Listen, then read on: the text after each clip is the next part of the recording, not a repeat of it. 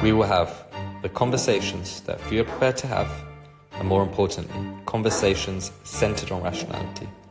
Subscribe now to listen to Rational Voices with Sunil.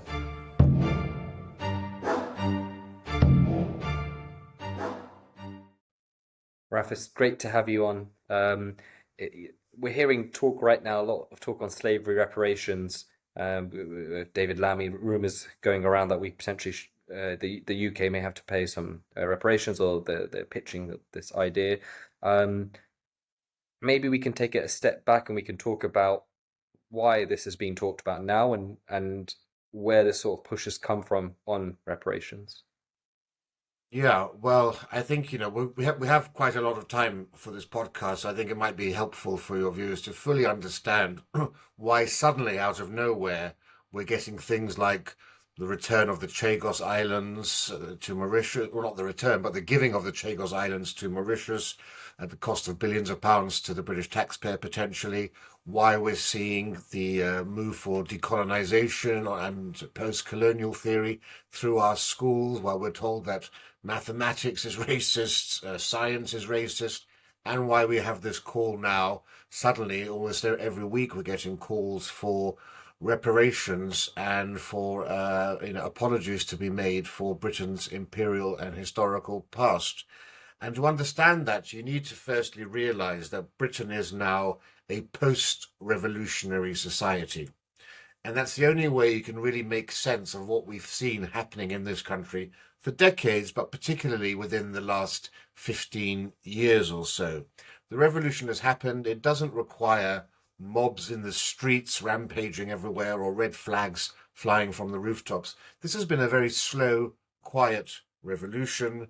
Our institutions look the same from the outside, but the people that occupy those great institutions of state, institutions in government, the civil service, in our museums, in our schools, they're cuckoos in the nest. These are people who bear no comparison or relationship to the generations who built them and occupied them when we were young. That's the first thing to understand. What's really happened really is, in a sense, it's been I'm not a conspiracy theorist, but there has been a radical shift to the left through all of our institutions. So if you want to look at education, for example, when I was at university, when you were at university perhaps, you had two left-leaning professors for every one right-leaning professor. Now in this country, it's about 14 or 15 to 1. I'm a historian. In Wow. Harvard now, only 2% of history professors in Harvard are right-wing.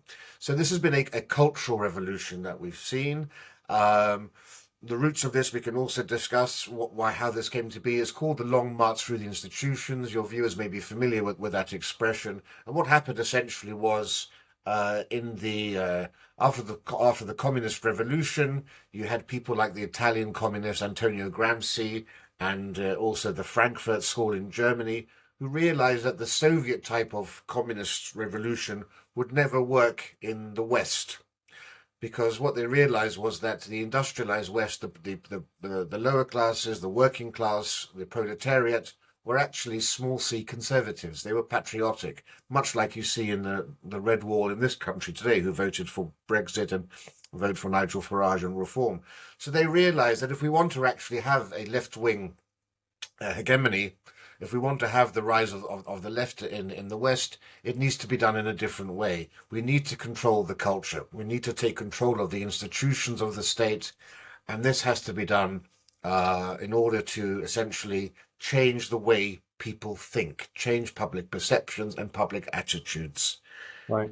These guys from the Frankfurt School then after the Second World War went to America, Herbert Marcuse and others, and they went into all of the American universities, the Ivy League universities. And this was where they were able to educate a generation of students into thinking about things like post-colonialism, anti-imperialism, the evils of the West, the evils of the British Empire, the evils of America's history, the need for reparations and slavery and all that. And it's taken this amount of time for this. There was a chap in 1968 in America called Rita Deutschke. You remember in the late 60s, you had a lot of turmoil on American campuses in California, in San Francisco, Los Angeles, Berkeley, very famously, in New York. There were a lot of young radicals who actually, places like the Weather Underground, who were talking about slavery reparations, who were talking about white privilege, who were talking about systemic racism. But this was an underground movement. These terms had never been heard of before. They were a very fringe organization. They wanted a radical revolution overnight.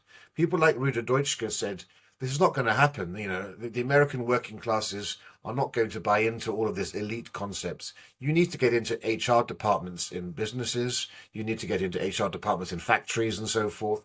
You need to start to control all of the cultural levers, the media, the civil service, the government, in academia, museums, galleries, everything that shapes our culture.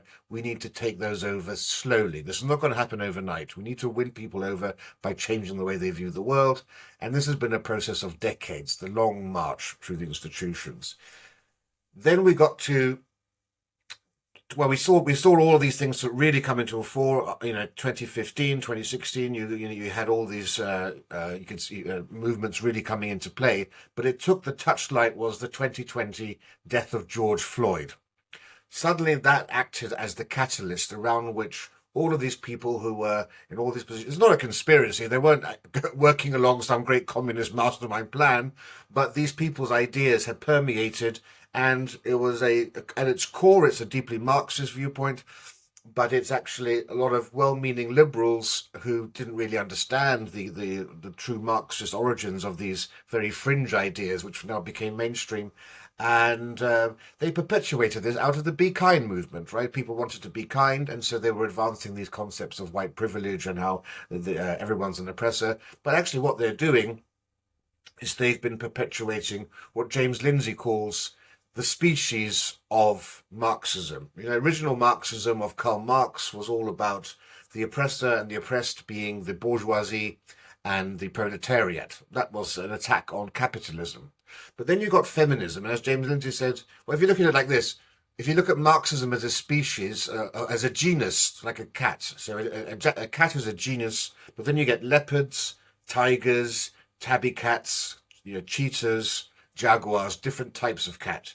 So economic Marxism was against capitalism, oppressor and oppressed. Then you got radical feminism, which was where you had males oppressing females, and that's where you had the rise of that was an attack on masculinity.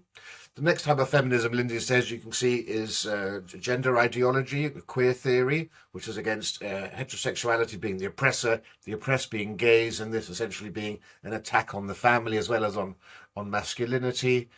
And you also get, of course, post-colonial theory, which is an attack on the West, on the West history, on things like the British Empire, and on things like slavery. And that's what we're talking about here. So people need to understand that this isn't born out of a genuine interest in paying reparations to slaves, the descendants of slaves, paying reparations to the Caribbean nations. This is motivated out of a desire to pull down and attack and dismantle Western civilization, particularly in its British and American forms at its core.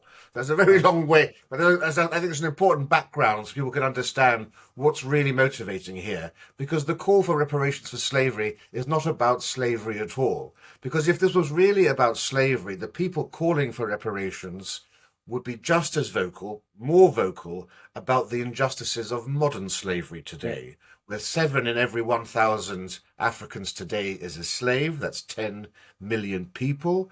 In Cameroon, there are 800,000 slaves. Every week, CNN said that there are slaves sold in Libya. So you would think that these people would be more concerned about the plight of people alive today who they could save. They should be picketing outside the embassies of Niger, of Cameroon, of Sudan, the High Commission of Nigeria. We see none of that. Neither is there any call for reparations to be made from the descendants of the African slave owners who actually captured the slaves, because no Europeans went into Africa. Western Europeans moored their ships off of the west coast of Africa and went to the slave markets on the beachfront.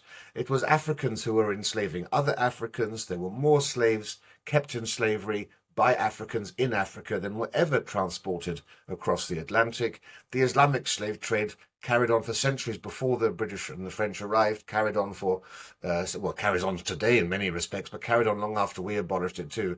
They're silent on all of that. This is a deliberate attempt to undermine the British history and culture. It's an act of ideological subversion. This, thank you for that. There's a really good breakdown of where we are today and where it stemmed from. I want to go back to a point where you talked about the links between Marxism and feminism and this call for slavery reparation, how it's linked to Marxism. If you could touch on that a bit more, because I think a lot of people will have some knowledge and have some they'll have this kind of idea and they will have probably agreed with everything you said there. But how where did that link come from? You know, you could almost see it with BLM. You know, BLM literally almost had it in their manifesto about some of I did. the political policies. But how is that link made between Marxism and, let's say, BLM and feminism? Because a lot of people will be saying, well, you know what, I'm just an average black person, woman, and I just want better women rights, and they'll be thinking that they're joining these groups with that as their fundamental idea, without necessarily knowing the Marxist link. Yeah, sure. So, firstly, of course, it's undeniable that women have been oppressed in history. It's undeniable that ethnic minorities have faced racism in the West, although, of course, the West is currently the least racist place in the world. I mean, it's remarkable. If you ask British children today or British youth what the number one issue facing Britain is, you'd think they might say climate change or something like that. They think it's racism. They think Oh. systemic racism is the biggest issue in Britain today, which shows you how far this brain rot, this ideological subversion has taken place, because we know Britain is actually the third least racist country in the world, according to the respected World Values Survey, which is conducted by universities around the world and others. You know, Sweden, Brazil, and Britain are the world's three least racist countries. All the surveys show that, and yet the youth of this country think it's completely the opposite. So, but no one is denying the harms that have been caused against the working class, against all of these groups. What happened, you see, is Karl Marx thought that the communist revolutions would happen in the industrialized West. He thought Britain being the center of the Industrial Revolution and Germany, this is where it would happen. It would happen. And he was amazed that it happened in agrarian cultures. It happened in the Soviet Union. It happened in China. This is not where it was supposed to happen. And what he realized was that with industrialization, people's lives actually began to improve. Despite their conditions being harsh, they could see the technological innovation around them, and they bought into the patriotic ideas that came from their nations actually becoming the dominant countries in the world. And he wasn't expecting the proletariat to be so traditionalist and conservative in their outlook. And that's why when you have people like Gramsci, the Italian communist, and the Frankfurt School, and they thought about cultural change, when these ideas permeated in America, particularly in the 60s, they realized that the proletariat, the traditional working class, the people that support the Labour Party, and you can really see how this has changed the shape of the Labour Party. The Labour Party was formed to represent the working classes. What these far left people realized in the 60s was they weren't going to foment revolution because they are the Red Wall conservatives. It's minorities. If we can exploit minority oppression and in a sense, teach the politics of victimhood to minorities, women, gays, trans, ethnic minorities, people from the colonies. We can subvert their genuine causes into our greater cause. We can destabilize society by utilizing these different types of species of Marxism to try to, in essence, create a complete shift in the establishment by trying to promote minorities, by trying to, in essence, tear down any understanding that we have of what our society is and who we are as a people. You Why, know, there was Rafe, just to why do they want to do that? Like, is it, do they think that's in the best interest? Do they think that they, by causing this chaos and this kind of division, it's in the long term? Are these just people? Are they evil people? Or why do they want to do that? So, of course, just remember here, this is not a grand conspiracy. This is not, there's not some sort of Illuminati sitting down to plan all of this. at its origins, these were the theoretical roots. This is Okay. what the plan was by these core group of Marxists and communists who infiltrated institutions in the 60s and permeated these ideas, and that has become the new zeitgeist, the new dominant thing. So there's not a conspiracy, but the people who are now enacting this do understand what's happening, Right. the ones who were at the coalface, who've designed all these concepts. So the people writing the books on critical race theory, D'Angelo and all these characters, they know full well what's going on. Kehinde Andrews in this country, the people writing about, trans ideology, gender ideology, they know what's going on. But most people in academia, most everybody in HR departments, in universities and in business and so forth, they are just liberal-minded people who don't realize that the phrases and the theories that they are actually perpetuating today were fringe theories in the 1970s of the underground communist movement. They don't realize that these are not liberal perspectives that they are preaching. These are far left radical subversive ideas. And that's what's happening. So, yes, at its core, this is all about overthrowing the state. Right. But there are the useful idiots, the apparatchiks of this movement, are people who are just well-meaning and think that they are being kind. Eric Kaufmann, who I'm sure you're familiar with, and your viewers will be, from the University of Buckingham, has written a book about this called Taboo: The Weaponization of the Politics of Race. And he says it's this amalgam of, at its root core it's Marxist, but there's just a lot of liberals who are trying to do good. And the way you do this essentially is by demoralizing and destabilizing a society. This is what the communists did really well, and they understood full well that it takes one generation, in a sense, to completely subvert a society. And the way you do that is by targeting the young, because they are the future generation. And it takes about 25 years. There was a famous KGB defector to Canada called Yuri Bezmenov, who did a very revealing interview in 1983, I think it was, where he said, only 15% of what the Russians did was about military force and engagement. The rest of what they did was ideological and cultural influence and manipulation. And that you needed to demoralize a society first by telling them that their history is evil, by telling them that all their heroes are villains rather than heroes, tearing down statues, renaming streets. That's how you demoralize a society. And if you look around us today in Britain and the West, what do we see? But it's demoralization, this nihilism, wearing of horsehair shirts, self-flagellating all the time. Then once you've demoralized a society, you begin to destabilize it. And that's why we see things like the pushing of DEI hires. You're seeing all of the culture wars that you see now, which we're told are pushed by the right. The culture wars are really pushed by the left. We are actually, even though we are the majority of the population, we are the underground resistance. Sadiq Khan wastes not a single day when he's not pushing an agenda, be it, the controversial choices for the fourth plinth, be it the pushing of creating a slavery memorial to the victims of slavery rather than celebrating the Royal Navy's role in ending slavery, renaming the London Overground lines with obviously cultural war hot topic names. That's all designed to cause foment, to divide our society and cause a destabilization. The next stage after that, Bezmenov says, is you have demoralization, destabilization, then you have a crisis. George Floyd could be a crisis. We could become something like Southport, what we saw happening there. These are the crises which lead, in essence, to some sort of great, huge civil unrest. And eventually you're going to get something that's big enough to actually create a situation where you have a complete subjugation of people who hold our viewpoints. They will have won. They will be dominant. You could say they already are because we are a post-revolutionary society. And then finally you get a period of normalization. And what Yuri Bezmenov says, if you do this effectively, and he says you can take a group of American students, for example, who you have taught how great communism is. You can then take them to the Soviet Union when it was still the Soviet Union, take them to the gulags, show them the gulags, the prison camps, and they still wouldn't believe that those things really exist. They would deny the reality of their own eyes. And that's why we have this great battle now between facts and feelings. We are in a post-truth society where everyone has their truth rather than being one objective truth.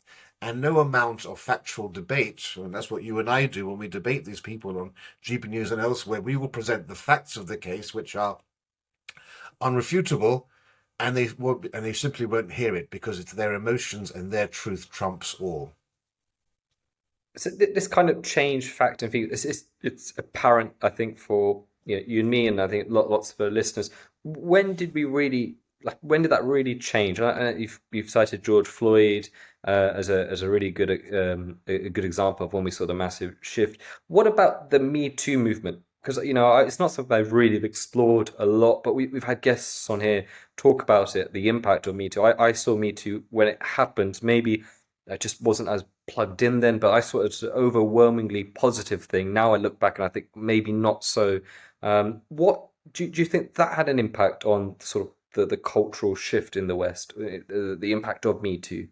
Oh, absolutely. I mean, but that's what I'm saying. These are all sort of different forms of Marxist movements, and they are, happening simultaneously or concurrently. So we've had Me Too, the entire issue with the trans movement, of course, BLM, slavery reparations. These are all, achieving the same goals via different means, and that's the entire purpose of it, right? It's a multi-pronged, multifaceted attack on the edifice of the West.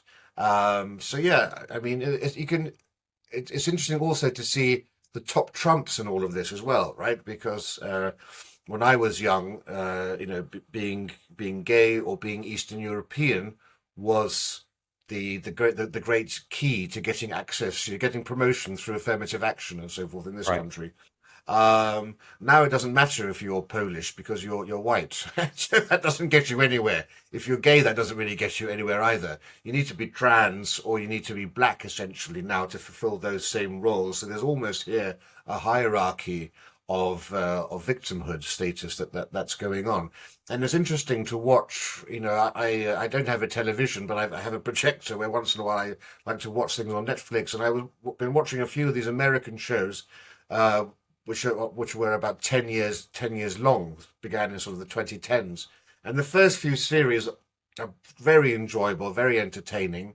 And suddenly you begin to see each stage of this culture war, because first suddenly you see all of these uh, uh, small, petite women come in who are able to beat up these huge, towering 7 foot tall men suddenly out of nowhere, completely unrealistic.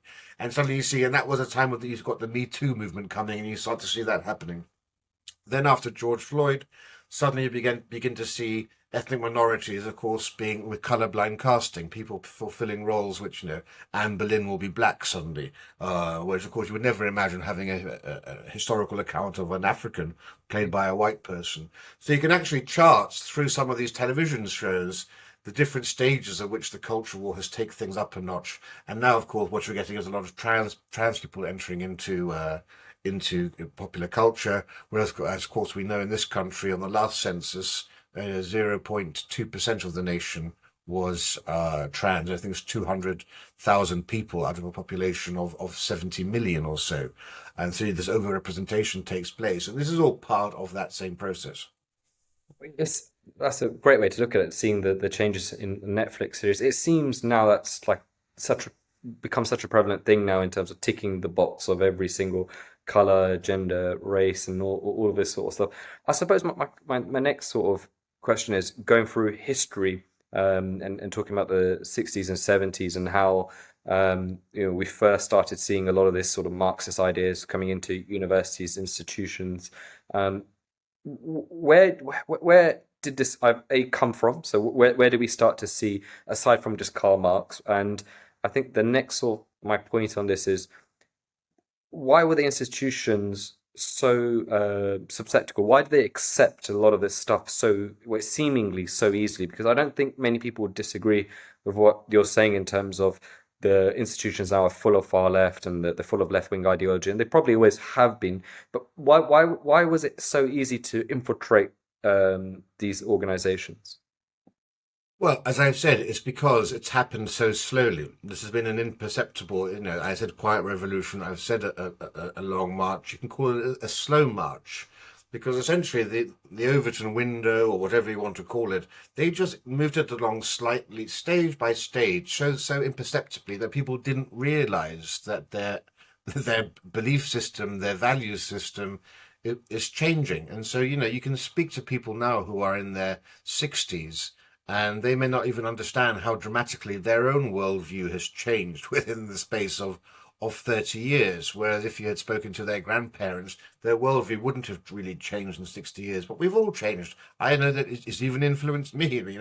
My worldview, isn't quite the same. And I know that's because I'm constantly being bombarded from every single perspective. I go to a museum, I go to a gallery, I open a newspaper, I watch television, I go to the cinema, I watch adverts, anything. I go, schools. Everything is now preaching certain views and beliefs to the point where you do begin to question whether what your views are, or you don't even notice that you are accepting these views as being normal and standardized.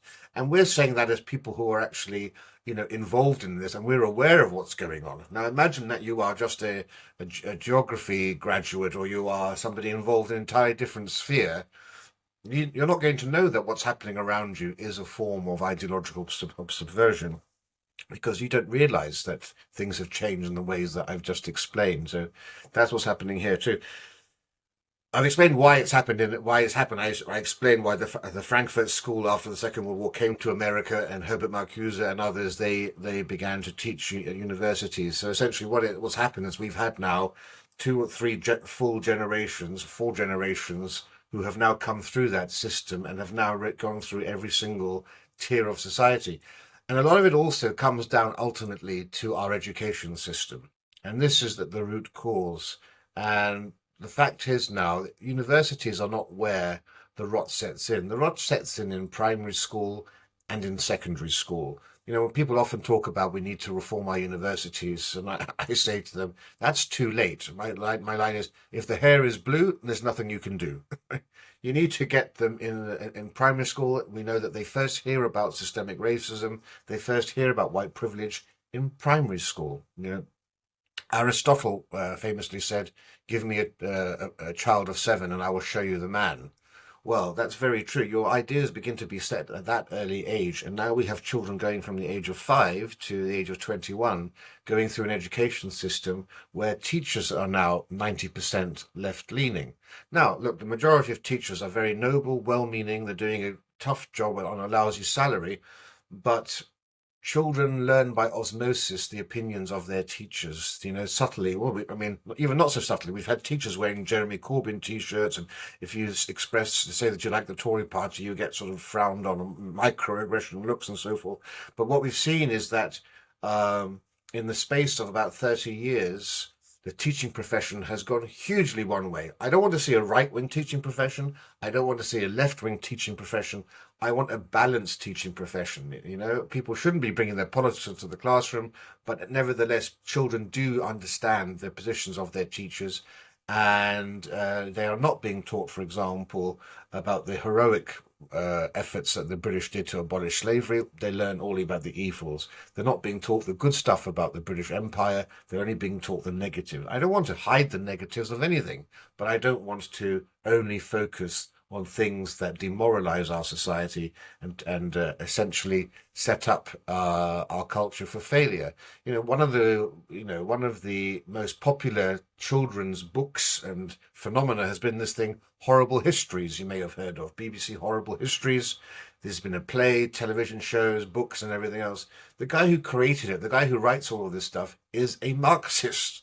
You just have to Google it. He admits, he says, I am a Marxist. You will notice in all of my horrible histories, there's an oppressor and an oppressed. Now, this is the main source of teaching history to children. This is, a huge popular pop culture phenomena, and it's written by an overt, avowed Marxist. This is where the rot sets in. And you get BBC books and others saying that black people were in this country centuries before they were. In fact, that sub-Saharan Africans built Stonehenge. Completely fake history, all designed to say there's nothing special about Britain, you didn't achieve anything. We should celebrate that we were the first country in the world to have the Industrial Revolution. Think about the ingenuity, the amazingness of the British to do that. Instead, we're told, no, it's not because of your ingenuity, it's because of slavery, even though there's no connection whatsoever between slavery and the birth of the Industrial Revolution. In fact, it's because we were a rich nation we were able to embark upon imperialism and having a slave trade. No country in the world has done more to create the modern world. Well, I would say Britain created the modern world. There's been no country, that has had a bigger impact on the entire planet. Capitalism wasn't invented by us, but no country did more to spread capitalism around the world. The lingua franca of the world, English, the Industrial Revolution, and so forth, the common law, you name it. And yet none of that is taught to our children. Instead, it's a nihilistic self-loathing. We've changed love of nation into national self-loathing, and that's where a lot of this rot sets in. And because your people have been taught this to this degree now, that's why it's become so pervasive, and it's not even controversial now for people to hold radically left-wing views. I think it's even more like it's more controversial to hold views like what you being proud of being British and stuff like that. And it's really sad because, I'm 31, so school was a long time ago, but I don't feel like I feel like there has been almost like a seismic shift. Maybe it has been happening slowly and I just didn't maybe realize. I do remember climate change was starting to be talked about a lot at school towards the end, but I just it seems like there's been now I see like when I see what my nephews get taught and all this sort of stuff, and I think, wow, this is almost seismic in my head to the cultural shift. Do you think it's these institutions are just so left leaning now that they've just lost any kind of factual based teaching methods, or are they just so engrossed in this left Marxist way of belief that they're just almost blind to what's going on? Yeah, I think they are blind to it, and you can just see the framework around it. In just the banning of anyone who. Well, we know that children don't feel that they're able to actually express their opinions in class for fear of being ostracized. There's intimidation that now exists. You see it in the removal of much loved books from school libraries, and all this now, things like To Kill a Mockingbird, books that we used to celebrate for actually revealing talking about racism and celebrating the unity of all peoples. Now they're controversial. There's the rewriting of our past, and of course there's at all levels. Our Conservative Prime Minister Rishi Sunak, issued a 50 pence coin saying diversity built Britain. Just absolute nonsense. Diversity's only come to Britain since the 1950s. Britain wasn't built by diversity in any role whatsoever. So it is, I think, something which people who are professing all of this stuff don't necessarily understand what they're doing, and that's why there needs to be a pushback, because parents, the majority of the British population, still hold sane views. The fact is, it's just our elites, as usual, who are disconnected from where the rest of the country are. I think at the last election, only 7% of school teachers said that they were going to vote, for example, for right-wing parties. Now, what this means, therefore, is that you need to fundamentally reform the education system and the teaching of history. One of the things is, you can leave school in this country at the age, you can stop learning history in this country at the age of 15, whereas at the age of 14, whereas in Europe it's 16. So, we're stopping learning history 2 years earlier than it is on the continent of Europe. And as a result of that, you don't have enough time to teach the full chronological history of this country. So instead, what happens is people learn about the Nazis, they learn about the Tudors, they learn about the Second World War, and they might learn about the settling of the Western America. But then they have to learn about a non-European culture. So they can choose between, I think it's the Aztecs, they can choose an African culture, they can choose an Islamic culture. That's no way to learn about our country. It's ignorance that allows bad history to take root. If you are graduating from school, and it doesn't just apply to school children, there's a huge amount of ignorance amongst the British population on history. But for example, I think 25% of British school children have never heard of Winston Churchill. They can't identify Churchill's picture and say who he is. And a similar number think that he's a fictional character like Sherlock Holmes. So when you have that level of ignorance, is it any surprise that if they see TikTok videos and other things on the television portraying Churchill as, the perpetrator of the Bengal famine or as a, terrible racist and all the rest of it, of course they're going to believe this stuff because they have no knowledge set. They've got no skills to analyze that and determine, well, this is fake history. And that's part of the problem here is that there's no balanced teaching at all.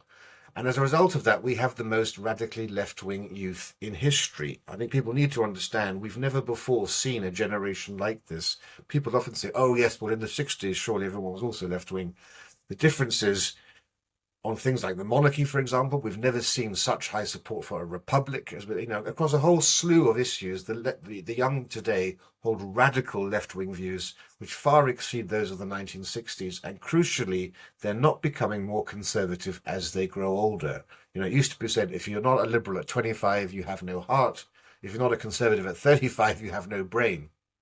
And that was true for generations, but it no longer applies because people under 35 feel that capitalism has failed them. They don't have pensions. They don't have secure jobs. They can't get on the property ladder.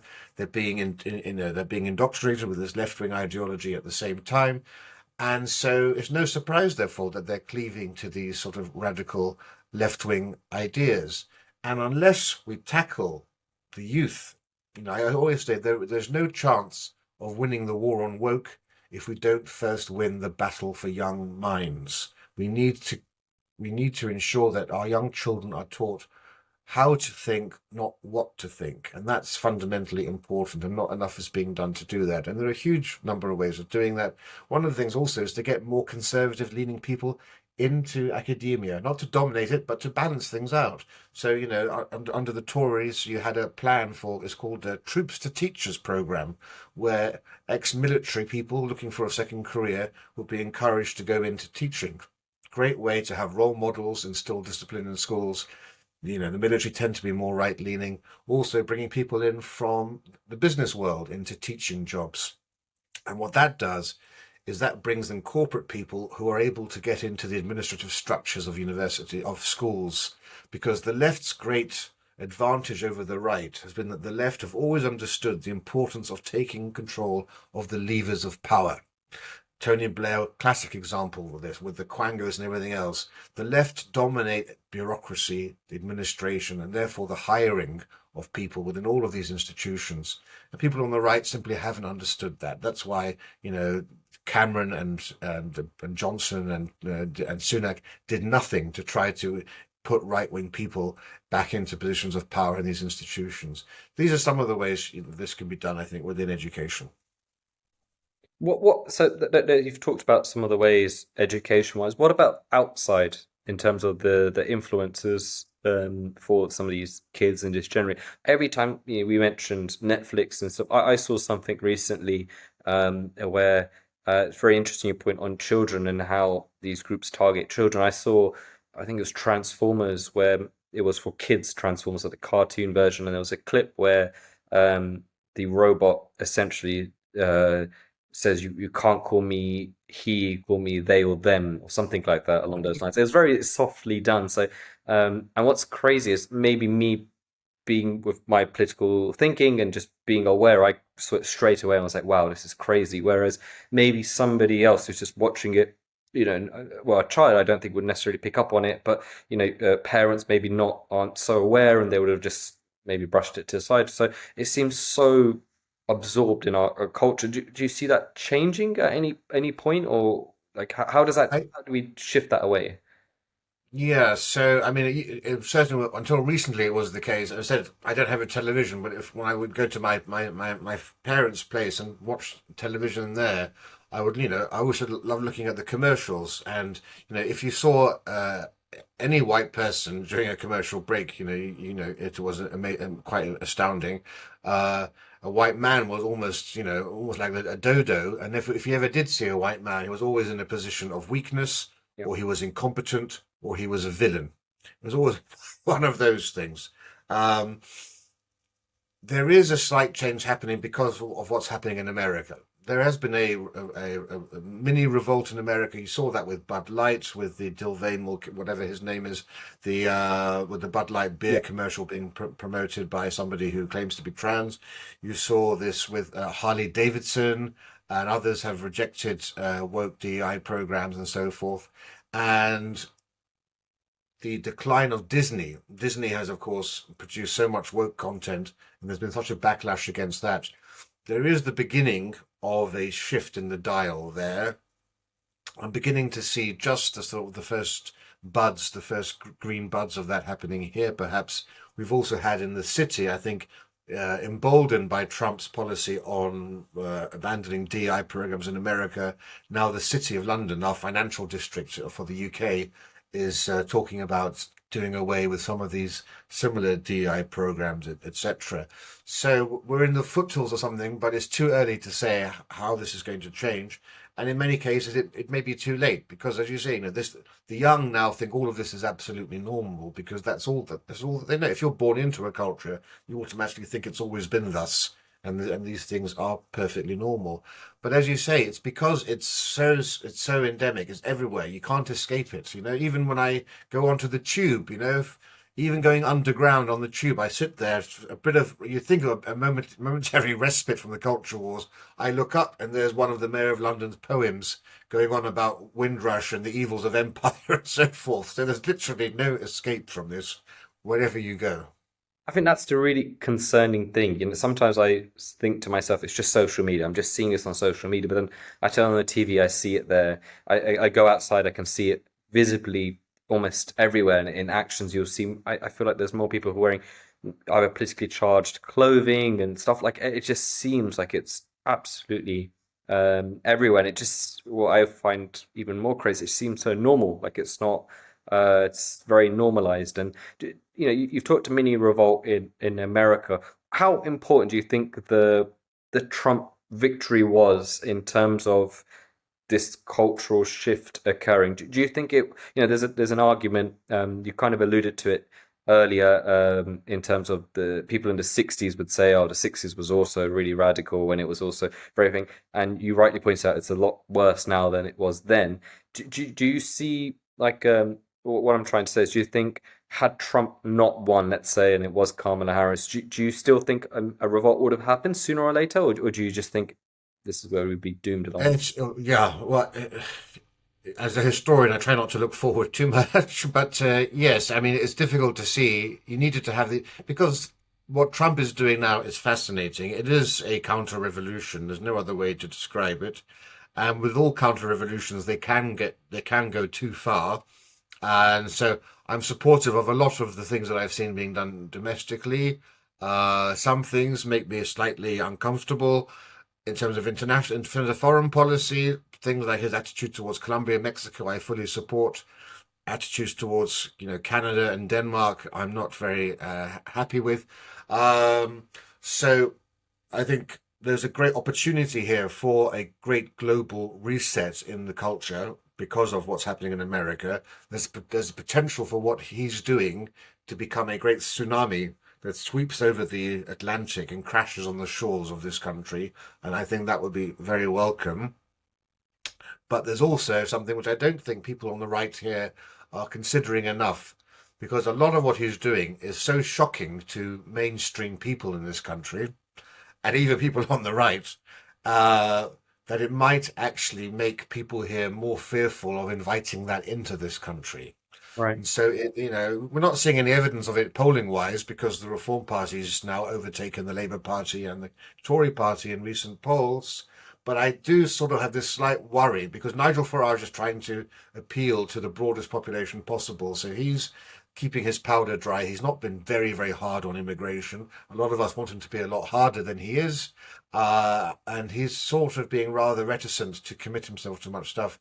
And I sort of wonder, because, for example, of his closeness to Trump, whether people might say, oh, well, if we elect Farage, we're going to get some of these crazy type of policies. Whether you think they're crazy or not, that's the reality, the view of most people. Do we want to import that sort of aggressive, divisive politics to this country? I don't know.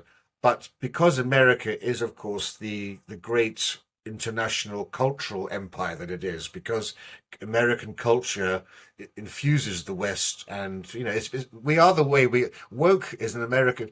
I tell people to stop using woke because it's too nice of a term. It's too cotton woolly. It's American Marxism. That's the way what we've experienced now is American Marxism for all the reasons I've already explained to you. And American Marxism exists in the Anglosphere, right? So this is the woke mind virus, as some people call it, is a virus spread by word of mouth. It's a language transmitted virus. That's why it's only a phenomenon primarily in the Anglosphere, Canada, Australia, New Zealand, and Britain, and in Scandinavia. Why Scandinavia? Because they're all bilingual. They speak English as fluently as they speak Norwegian or Swedish. Applies to the Dutch as well. That's why America has basically created the world of woke, and that's why it could also be the solution if it starts to actually have a fight back, and if the content it produces on Netflix, on Prime Video, on Disney Plus, if that becomes more traditional, more sensible, then maybe it can influence the world. I saw something again. I don't know how true this is or if it's been completely verified, but I've seen something linking Elon Musk, Mel Gibson, and Mark Wahlberg, two actors with Elon Musk, who they want to create like a fund to promote films that are pro-family, pro-religion, all that sort of stuff. They've created like they're putting money into a fund. So that seems like there potentially is, and I know there's lots of sort of Hollywood actors now who are maybe not in their prime, but have kind of spoken out. Like Matthew McConaughey seems the one that comes to my head, but there's I think there's others that are coming out almost slightly against or what's happened in the last few years. But I want to take it back almost to where we started this conversation with in terms of slavery, because it's very prominent in our news and in our culture, and it seems to be the one that evokes a lot of emotion whenever it's brought up. And you touched on it earlier, and you gave the some of the historic facts about African slave owners and so. I'd be interested to get your overall take and maybe your overall the holistic view on how slavery was across all empires, not just Britain, and giving a bit more of a rounded view on slavery in the last, let's say, 1,000 years or a few hundred years, in terms of the impact it's had, and also um, how we keep discussing it right now when we really shouldn't. Yeah, well, of course, people always used to say there are two things certain in life, death and taxes. But you can add to that prostitution and slavery, right? Prostitution and slavery are as old as man himself. Look, the pyramids were built by slaves, for example, So we've had this for thousands of years. It's never left us. People think slavery is dead and gone. I always say Sadiq Khan wants to have a museum of slavery in the UK and is always railing against slavery. Pakistan is the global center of slavery today. Sadiq Khan always tells us that he's the son of a Pakistani bus driver, is very proud of that. Yet when he went on an official visit to Pakistan as Mayor of London, not once did he mention the issue of Pakistan's appalling record on modern slavery, which I think goes a lot to show the hypocrisy and the level to which he's disingenuous on all of this. But yes, you're quite right. I mean, when it comes to issues of reparations, Europeans have as much right to claim reparations from North Africa because there were 1 million Europeans who were kidnapped and enslaved in what's called the Barbary slave trade. And these were by the North African states of Morocco and Tangier, Algeria, and so forth. Now, and this was happening at the same time as the Atlantic slave trade, and it carried on after we abolished slavery. So after we abolished it, Europeans were still being enslaved by North Africans. Maybe we should ask for reparations along that front. The Islamic slave trade long predated the European slave trade in Africa. The reason you don't get huge black populations in the Middle East is because they would castrate their slaves so that they couldn't have any children. But that slave trade was far larger than the British or Spanish or Portuguese or French slave trades. And it carried on long into the 20th century. In fact, it still carries on today in many respects. And the British and the French, of course, were trying their best to try to end that. And in Africa itself, slavery existed, thousands of years before any Europeans arrived. There was slavery happening in Africa.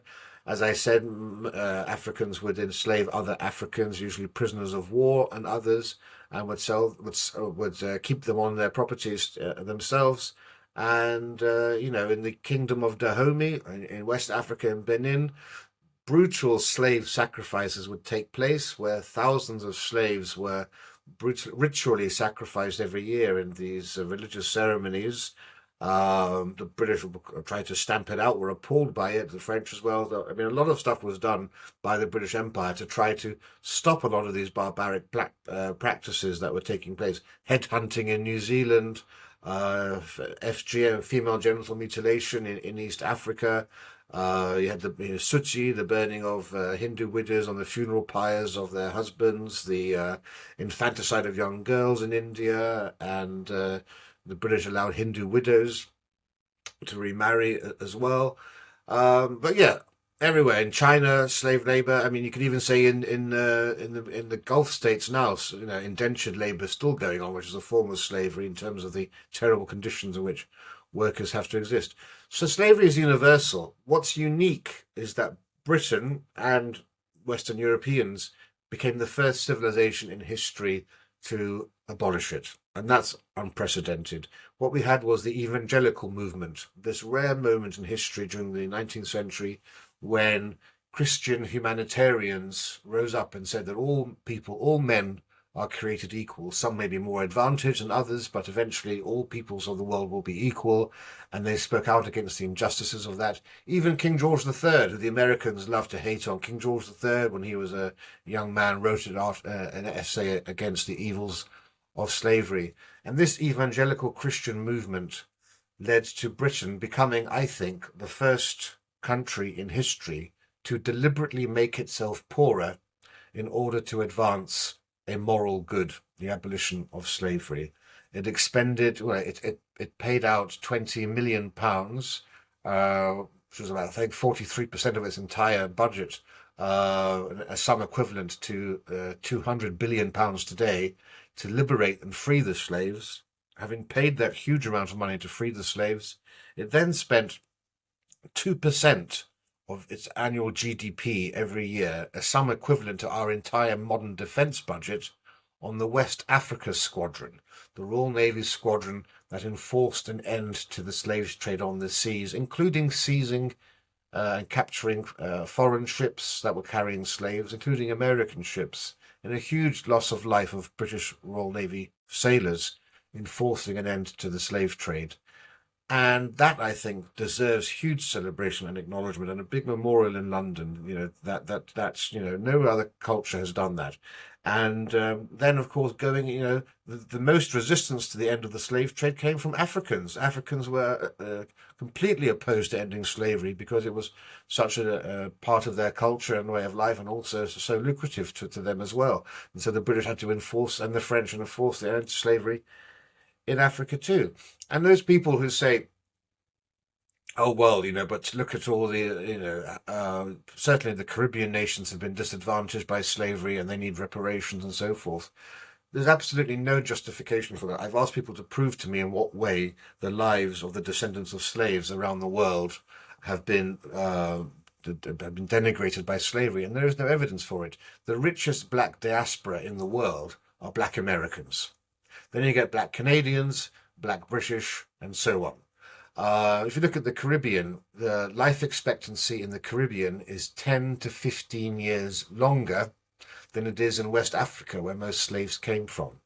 The annual GDP in Benin is around 1,400 American dollars a year. In Barbados, it's $17,000 a year. That's more than 10 times higher. By every measure you look at, the lives of the descendants of slaves today are far better than if their ancestors had never left Africa.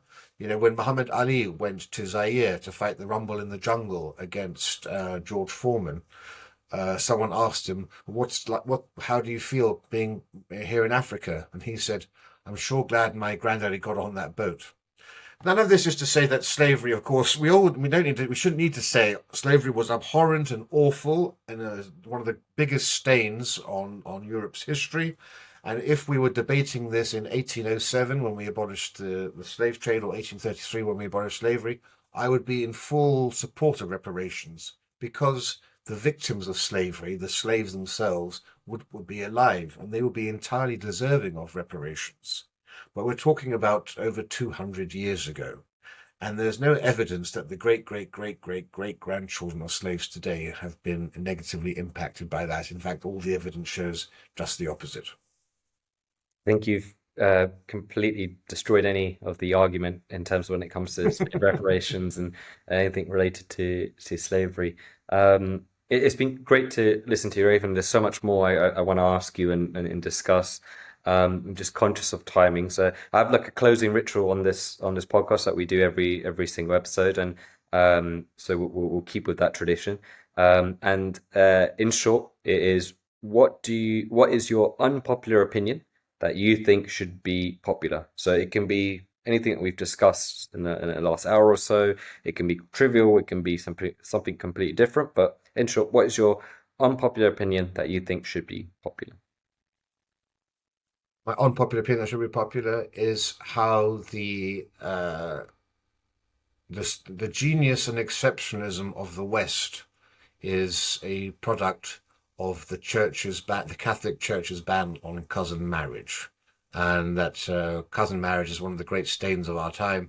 But actually, it was a ban on cousin marriage that is the origin of not only of Western genius and exceptionalism, but ultimately of why the Anglosphere has been the greatest force for good in human history. Interesting. Well, great to have you on, Rafe, and thank you for your time. Pleasure. Thank you so much.